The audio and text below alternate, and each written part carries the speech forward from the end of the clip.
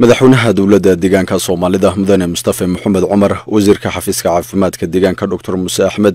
mariya ku-xigeenka adeega caymiska caafimaadka dalka Marweye Marut Andwaalam iyo mas'uuliyiin kale ayaa ka qayb galay wareegga shanaad ee caymiska caafimaadka bulshada oo lagu daafuray magaalada Jigjiga. barnaamijkani oo horay uga shaqeynayay 720 degmo iyo 5 maamul magaalo ayaa hadda lagu daray 36 degmo iyo maamulka magaalada Jigjiga taasoo wadarta guud ee goobaha ka faa'iideysanaya barnaamijkani ka dhigaysa 69 goobood iyo qoysas dhan 484,052 qoys amaba 3,194,743 qof. madaxweynaha dowladda deegaanka Soomaalida mudane Mustafa Maxamed Cumar ayaa sheegay in qorshaha xafiiska caafimaadka isla qaateen ee ahaa in adeega caymiska caafimaadka la gaarsiiyo 100% uu si wanaagsan u socdo. waxaan aad iyo aad ugu faraxsanahay inaan ka soo qayb galo xafladan maanta aan ku daafurayno degmooyin dheeraad ah oo fara badan oo heer daboolka caymiska shacabka ee deegaanka ka dhigi doonta ilaa 67% sidii hadda la sheegay isagoo dhowr sano ka hor hal degmo kaliya ahaa. waxaa kaloo ku faraxsanahay in aan isla qaadanay xafiiska in maadaama dalka deegaanada inaga la midka ah ee waaweyn deegaanada weyn ba hadda ku biirnaynaw tabarta dawladnimada iyo muxuu ahaa dhaqdhaqaaqa dhaqaale iyo wax walba iyo nabadda saadaradeed sidii waagi hore agaar baynu nahay oo deegaanada yar yar ee marka Oromi iyo Axmaare iyo gobolada kale ay meel gaaraan la yiraahdo inaga deegaanadii kale waxay nahay intaas aynu ku qanacnay si aan u noqon inaan 100% gaarno inaguna sababta degmooyinka oo dhan dadka jooga way u baahan yihiin adeegan fahanka xaqiisa waan ognahay in gaab uu ka jiro xagga tayada adeeg laftigeeda gaab uu ka jiri ku faakac baa la maraya laakiin health insurance-gu waa xuquuqaha asaasiga ee dawladaha laga rabo dadkooda inay gaarsiiyaan. wad garan kartaa qofku ilmihiisu markuu xanuunsado ama muxuu ahay qof ka mid ah qoyska uu xanuunsado wabahalka ugu badan hadda waa kharash inuu raadiyo. waxaa mararka qaarkood dhacdo qofku inuu guriga qofka ku haysto muddo dheer kaliya maadaama uu sugayo kharash yar oo uu dhakhtarka ku tago. muddada uu ku haysto dhakhtarka una geeyay guriga ku haystana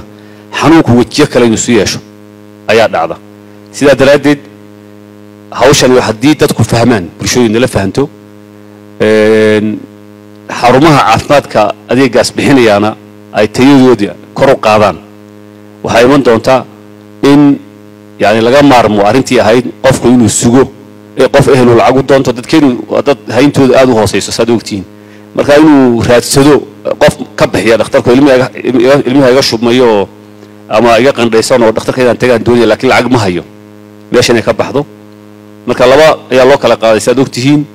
kulay xogaal baad u tiin badankiinu dadka karaya inay maaragtay wax iska bixiyaan iyo dadka aan karin. marka waxaan aad iyo aad u bogaadinayaa cidii ka soo shaqeysay hawsha mas'uuliyiinta xafiiska ugu horeeyaan Dr. Muuse iyo tiimkiisa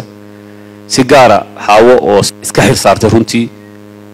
sanadkii hore aniga laftigeeda baraarug fara badan oo arrinta ku saabsan lahayd runtii iyadu iyo dabagal waxayna arrintan muhiim bay noo tahay noo imo muxuu nala ogow baraarug aan xagganaga xitaa ka jirin runtii la timid aad iyo aad baan ugu mahadnaqayaa. sektorka caafimaadku sektorada wax weyn iska bedeleen ayuu ku jiraa ku faraxsanahay. tusaale waxaynu lahayn 9 isbitaal waynu lahayn oo qaarkood magac isbitaal uu watay maanta waxaa lagu daray 9 isbitaal oo dheeraada 18 isbitaal oo shaqeeya ayay leenahay oo cududa shaqaale iyo qalab adeeg ay bixiyaan maanta uu ka fiican yahay sida ay ahaan jireen. waxaa socda dhismaha ilaa iyo 15 isbitaal 15ka waxaa ku jira 4 si cusub baa loo dhisay loo karo goday dhagaxbuur isbitaalada noocaas oo kale kan kaarmada ka socda MCH-ka ka qabridaha MCH-ka 4taas oo de isbitaaladii ka dhigaya waji kale u yeelaya marka lagu daro 15 bay noqonayaan haddii kale 12 bay noqonayaan isbitaalada socda marka lagu daro ka ciidanka loo dhisayo. haddii kuwaasi waan garanaynaa inay waqti qaateen qaarkood ay dhamaadaan oo shaqo galaan maadaama tirada shacabkeenu aad u kordhayaan ciidii badan oo abuurmi lahaa ayaa haddaba ay ka sii gaashaamanayaan. inta ay ka badan baan u baahanahay 30 isbitaal bay laga yaabaa inay noqdaan mar walba population-ka dadku uu kordho dee tirada dadka isbitaalkii tegaya ratio maadaama kordhayo waa in la sii badiyaa adeegyadan inaguma filla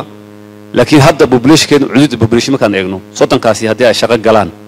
sanad ama 2 sano gudahood wax weyn bay ka bedelayaan cidhiidhiga ka jira xarumaha caafimaadka ee dawladdu ay leedahay iyadoo dee garab socdaan kuwii private-ka ahana iyo garab socdaan dad fara badan oo shacabka ka mid kuwa private-ka tegayaan kuwa hayntooda ay u saamaxayso kuwa meelo kale u kacaya marka cidhiidhiga ka jira xaggaasina wuu yaraanaya aad iyo aad baan u bogaadinaynaa xagga maartay isxilqaanka iyo adeegyada ay magaranaysa ay bixiyaan xarumahaasi waxaan ogahay in kaabinigu ansixiyay maalin dhaweytay ilaa 6 isbitaal in city scanka oo loo soo doonin jiray referralka in la geeyo walays bay taasna yaraynaysaa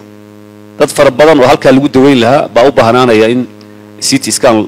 la saaro oo ay yimaadaan referralka MCH-da hadda la dhisayo xarumaha hooyooyinka dhalmada hooyooyinka iyo carruurta yaryar waxay culays ka qaadayaan referralka iyaguna iyo maaragtay meelaha hadda la imanayo saadaradeed waxaan isleeyahay sektorkan runtii uu dhaqaaqay caymiska caafimaadka bulshada ayay ujeedada loogu baahday tahay sare u qaadida isticmaalka goobaha caafimaadka u sinaanta adeega caafimaadka xaqiijinta adeeg tayo leh iyo yareynta kharashaadka bulshada kaga baxa adeega caafimaadka